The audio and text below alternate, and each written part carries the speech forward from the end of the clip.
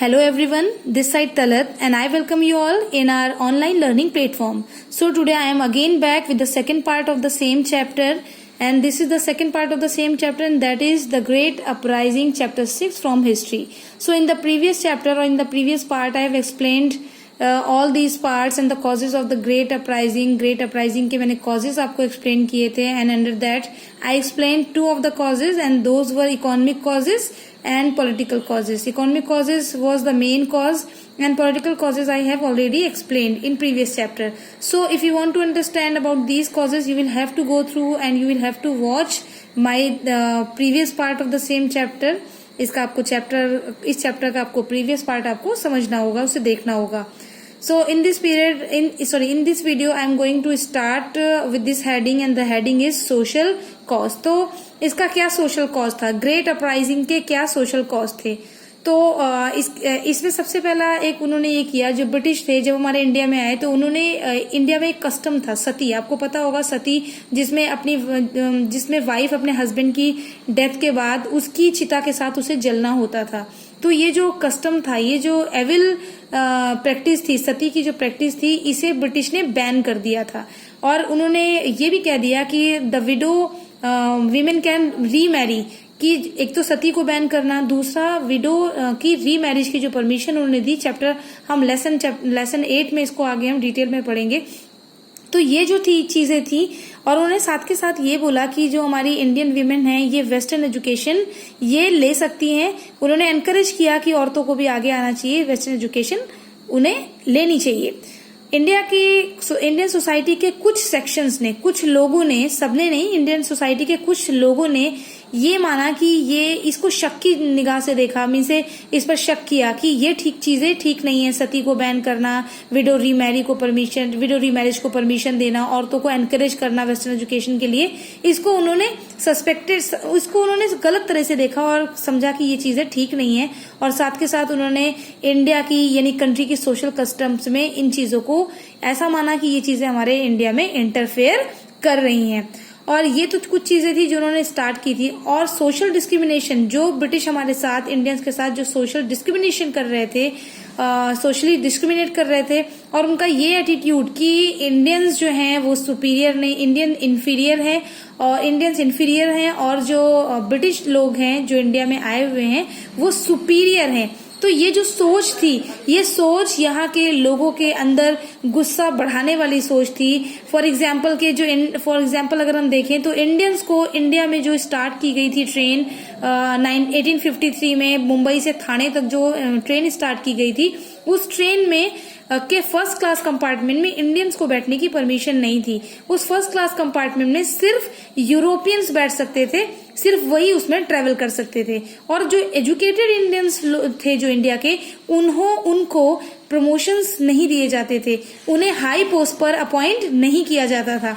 और अगर कभी भी कोई रीजन होता उनके प्रमोशन का, तो वो सारी चीजें जो हैं वो इंडियंस को ना दे करके ब्रिटिश को दी जाती. तो ये कुछ सोशल कॉजेज थे जिसके लिए जो इंडियंस थे वो ब्रिटिश से नाराज थे. उन्हें ये बात पसंद नहीं थी कि हमारे इंडिया में रहने के बाद हमें इस तरह से ट्रीट किया जाए, हमारे साथ इस तरह का बिहेवियर किया जाए. Next is religious cause. Religious cause was also very important. ये अपने आप में इसलिए इम्पोर्टेंट था क्योंकि यहाँ पे जो लोग थे, लोगों को डर था इस बात का, लोगों के बीच में इस बात का डर आने लगा कि शायद ये हमें क्रिश्चियनिटी में कन्वर्ट कर देंगे. ब्रिटिश ईस्ट इंडिया कंपनी के लोग, they belong from Christianity, they were Christians, वो क्रिश्चियंस लोग थे. तो डर लग रहा था इंडियंस को कि शायद ये हमें क्रिश्चियनिटी में कन्वर्ट कर दें. और सबसे बड़ी बात ये कि जो Christian missionaries were very active at this time, इस टाइम पर क्रिश्चियन मिशनरीज बहुत एक्टिव थी, बहुत ज्यादा एक्टिव थी. और ये बहुत सारे जो इंडियंस थे, बहुत सारे इंडियंस क्रिश्चियनिटी में कन्वर्ट भी हो गए. ये इस बात का प्रूफ था, उनके डर का ये प्रूफ था कि इतने सारे इंडियंस जो क्रिश्चियनिटी अडॉप्ट कर रहे हैं, कन्वर्ट हो रहे हैं, तो उनसे लोगों को डर लगने लगा कि शायद ये हमें भी फोर्सफुली कन्वर्ट कर दें. 1850 में, ये 1857 की बात है, तो 1850 में एक लॉ पास किया गया जिसमें उन्होंने कहा कि जो क्रिश्चियनिटी को अडॉप्ट कर लेगा, जो क्रिश्चियन में कन्वर्ट हो जाएगा, उसे अपने पेरेंट्स की इनहेरिट एंसेस्ट्रल प्रॉपर्टी में उसे उसका शेयर दिया जाएगा. और इस बात से जब उन्होंने इस तरह का लॉ पास किया तो पूरी की पूरे मास, पूरी भीड़ में इस तरह का डर बैठ गया और वो इसके लिए अगेंस्ट, इसके खिलाफ खड़े हो गए, इसके अगेंस्ट वो खड़े हो गए। तो ये जो रिलीजन था, रिलीजियस कॉज एक इम्पोर्टेंट कॉज था जो आगे चलकर पूरी सोसाइटी के लोगों को इसके अगेंस्ट खड़े करने के लिए एक रीजन की तरह काम आया। मीन्स पहले क्या था कि लोगों के अंदर डर, इनके आने के बाद पूरी सोसाइटी इसके अगेंस्ट खड़ी हो गई कि ऐसा ना हो, ये हमें क्रिश्चियनिटी में कन्वर्ट कर दे। So next I will move to military cause. Military cause important इसलिए था क्योंकि इंडिया, ब्रिटिश के पास जो आर्मी थी, ब्रिटिश की जो आर्मी थी उसका बहुत बड़ा पार्ट, बल्क, आप बल्क कह सकते हैं, ब्रिटिश की आर्मी में, कंपनी की आर्मी में जो सोल्जर्स थे, जो सिपाहीज थे, वो बहुत सारे इंडियंस थे। और ये मिलिट्री में होने के बाद थे तो इंडियंस ही ना, हमारी सोसाइटी का एक पार्ट थे। और ये उनको भी ब्रिटिश रूल के टाइम में बहुत सारे कॉन्सिक्वेंसेस को उन्हें फेस करना पड़ा, बहुत सारा उन्हें एक्सप्लॉइट किया गया। तो ये जो ऑपरेसिव ब्रिटिश रूल था इसके खिलाफ हमारे इंडियन सिपाहीज भी थे जो ब्रिटिश आर्मी में उस वक्त काम कर रहे थे। और जब अवध को एनेक्स किया गया, which I have already told in previous part में बता चुकी हूँ कि जब अवध को एनेक्स किया गया तो अवध के एनेक्सेशन के बाद जो हमारे इंडियन सिपाहीज थे, इंडियन सिपाही थे जो ब्रिटिश आर्मी में थे, वो इससे बहुत ज्यादा नाराज हुए। और दूसरा उनको भी, सोसाइटी के लोगों को भी रिलीजियस फियर था, इन्हें भी अपने रिलीजन का फियर था, इन्हें भी डर लग रहा था कि ऐसा ना हो कि हमें कन्वर्ट कर दिया जाए या कुछ ऐसा किया जाए। तो ये कुछ रीजंस थे। एक तो अवध के लिए गुस्सा थे इंडियन सिपाहीज, दूसरा उन्हें रिलीजन को लेकर भी डर लग रहा था, और इसके अलावा बहुत सारे इनके कॉजेज थे, बहुत सारे रीजंस थे। तो चलिए मैं एक एक करके एक्सप्लेन करती हूँ कि सबसे पहले तो हमारे इंडियन मिलिट्री को ज्वाइन करने वाले जो ऑफिसर्स थे, जो सिपाहीज थे, उन्हें ब्रिटिश सोल्जर्स के कंपैरेटिवली काफी कम सैलरी दी जाती थी। और उसके साथ साथ उनके साथ जो बिहेवियर था, जो ट्रीटमेंट उनके साथ किया जाता था, वो अनफेयर ट्रीटमेंट किया जाता था। ब्रिटिश ऑफिसर्स के साथ ट्रीटमेंट अच्छा किया जाता था। एक ब्रिटिश ऑफिसर्स ने मिलिट्री ज्वाइन करने वाले लोगों के लिए ये लिखा कि उन्हें इंफीरियर क्रिएचर समझा जाता था, तुच्छ प्राणी समझा जाता था, और इसके साथ साथ उनके साथ गंदी लैंग्वेज में बात किया जाता था, उन्हें काले के नाम से बुलाया जाता था और गंदे गंदे नामों के साथ उनको बुलाया जाता था। और जब कभी कोई यंग मैन मिलिट्री को ज्वाइन करता था तो उसका मजाक उड़ाया जाता था कि इसको कोई और जगह काम करने के लिए नहीं मिली, सिर्फ यही जगह इसे काम करने के लिए मिली है। हाई पोस्ट जितनी थी आर्मी में वो सभी ब्रिटिश के लिए सेफ रखी गई थी, कोई भी हाई पोस्ट इंडियन के लिए सेफ नहीं थी, कोई प्रमोशन इंडियंस के लिए नहीं होता था, बहुत लिमिटेड पोस्ट थी आर्मी में इंडियंस के लिए। और अगर कोई किसी इंडियन को प्रमोट किया जाता था तो सूबेदार से ऊपर वो कभी भी नहीं पहुंचता था। और जितने भी इंडियन सिपाही थे उन्हें रिलीजियस और कास्ट की कोई चीज पहनने की परमिशन नहीं थी। मीन्स अपने रिलीजन को लेकर, अपने रिलीजन को दिखाने के लिए वो कुछ नहीं पहन सकते थे, अपने कास्ट को दिखाने के लिए कुछ भी नहीं पहन सकते थे।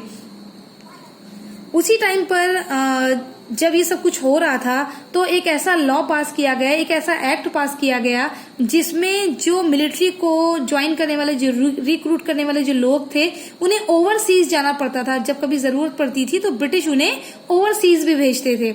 और हिंदू सिपाहीज ने उसके खिलाफ आवाज उठाई, नाराज थे, क्योंकि उन्हें लग रहा था उस टाइम पर, एक ऐसा बिलीफ था, एक ऐसा विश्वास था कि जो भी सिपाहीज अक्रॉस द सी ट्रेवल करेंगे वो उनकी कास्ट से वो ट्रेवल उन्हें, वो उनका जो ट्रेवल होगा वो उनकी कास्ट से उन्हें बाहर निकाल देगा। और कुछ फॉरेन सर्विसेज अलाउंसेस उनको दिए जाते थे। हिंदू बोल रही हूँ, सारे सिपाहीज को फॉरेन सर्विस अलाउंस दिया जाता था, जो भत्ता दिया जाता था। जब कभी कंट्री से बाहर वो लड़ने के लिए, फाइट करने के लिए जाते थे तो उन्हें जो भत्ता दिया जाता था वो भी भत्ता, वो अलाउंस, वो फॉरेन सर्विस अलाउंस डिसकंटिन्यू जब कर दिया गया तो सिपाहीज के अंदर इस चीज को लेकर काफी नाराजगी थी। Next heading is immediate cause. अभी जो इमीडिएट कॉज है इसमें मैं आपको ये बताना चाहूंगी कि पूरे कंट्री में ब्रिटिश रूल के अगेंस्ट लोग थे, लोगों के अंदर नाराजगी थी कि जो हमारे साथ ये कर रहे हैं ठीक नहीं कर रहे हैं। लेकिन फिर क्या हुआ, फिर 1857 का टाइम एक ऐसा टाइम आया जब एक ऐसी स्टेज क्रिएट हो गई कि पूरे कंट्री में लोगों के अंदर एक गुस्सा था, सिर्फ एक चिंगारी की जरूरत थी, 1857 वो टाइम थी, वो स्टेज थी जब एक चिंगारी की जरूरत थी कि पूरे कंट्री में लोग ब्रिटिश के खिलाफ खड़े हो जाते। और ये जो ग्रीस कार्ट्रिजेस इंसिडेंट है, ग्रीस कार्ट्रिजेस राइफल थी, उन्होंने ये चिंगारी प्रोवाइड की। तो इमीडिएट कॉज में ये था, जितने भी मैंने आपको अभी इससे पहले बताया, what ever I have explain till now, economic, political, social, religious, military causes, ये इमीडिएट कॉजेज में से नहीं थे। इनको बड़ा टाइम लगा, 100 ईयर्स तो हो ही चुके थे ब्रिटिश को इंडिया में आए हुए, तो इनको बहुत टाइम लगा इन लोगों को अपनी बात को कहने में या रिवॉल्ट करने में। लेकिन जो इमीडिएट कॉज में था, जिसका असर जनवरी से मई में दिखाई दिया, कुछ ही मंथ के अंदर, जनवरी, फेब, मार्च, अप्रैल में 4 मंथ के अंदर जिसका असर दिखाई दिया, वो था ग्रीस कार्ट्रिजेस इंसिडेंट। तो एक चिंगारी की जो जरूरत थी वो इस इंसिडेंट ने, इस ग्रीस कार्ट्रिजेस ने प्रोवाइड किया, वो चिंगारी इसने दे दिया। ग्रीस कार्ट्रिजेस इंसिडेंट क्या है? एक न्यू राइफल को आर्मी में इस टाइम पर इंट्रोड्यूस किया जाना था। आर्मी में इस टाइम पर एक न्यू राइफल लाई जानी थी, अभी लाई नहीं गई थी, और इस न्यू राइफल को एनफील्ड राइफल या एनफील्ड प्रिचेट राइफल कहा गया। एनफील्ड राइफल इसलिए इसे कहा गया क्योंकि ये इंग्लैंड में जिस जगह पर बनाई जाती थी उस प्लेस का नाम, the name of the place was Pritchett, तो इसलिए इसे प्रिचेट राइफल कहा गया। और एनफील्ड राइफल इसलिए कहा गया क्योंकि उस जगह का नाम एनफील्ड था। प्रिचेट इसे इसलिए कहा गया कि इसको जिसने डिजाइन किया था, इसकी बुलेट को जिसने डिजाइन किया था, उस पर्सन का नाम, the name of the person was Pritchett. तो या तो इसे एनफील्ड राइफल कहा गया या फिर इसे एनफील्ड प्रिचेट राइफल इसीलिए कहा गया। बनने वाली जगह का नाम एनफील्ड और बनाने वाले का नाम प्रिचेट था। ये जो राइफल थी ये एक ग्रीस्ड पेपर रैपर से कवर्ड थी। ये जो राइफल थी ये ग्रीस्ड पेपर रैपर से कवर्ड थी और सिपाहीज को, सिपाहियों को इस ग्रीस्ड पेपर रैपर को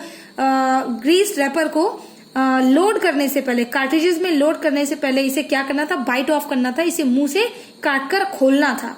और ऐसा माना, और ये इसमें क्या था? Which consisted of gun powder and an iron ball.